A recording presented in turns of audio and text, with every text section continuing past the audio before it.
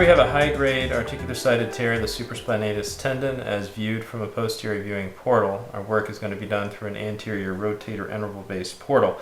We're going to repair this tear utilizing a transtendinous, transosseous equivalent technique with two 1.8 millimeter Y-knot anchors and two 4.5 millimeter poplok anchors.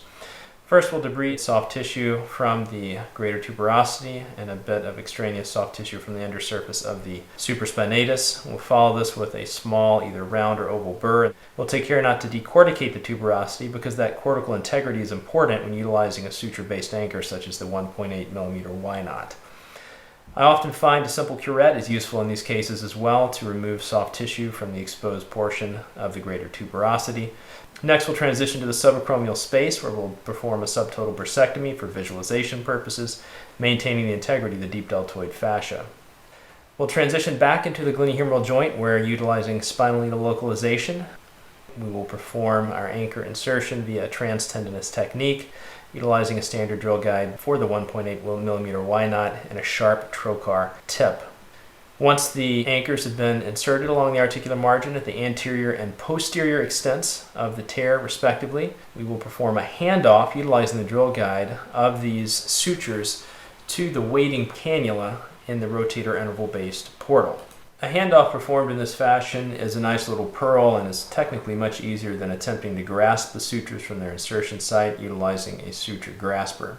Once the suture limbs from the anchor have been gathered through the waiting portal, I like to utilize a simple 18-gauge spinal needle and a super shuttle in order to shuttle the limbs of the suture in mattress fashion through the tendon of the rotator cuff. Care has to be taken in this situation in order to avoid over-medialization of the suture strands, in order to avoid unwanted tightening of the superior glenohumeral ligament and coracohumeral ligament.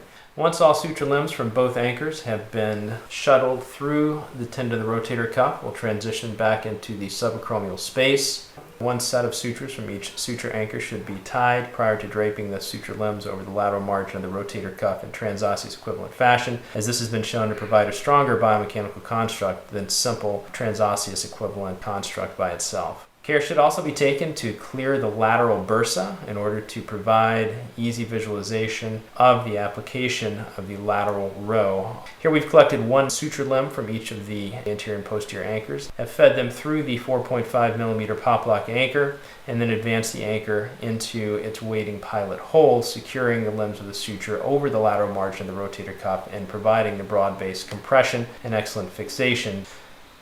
Here we have our completed repair, visualized from direct lateral portal.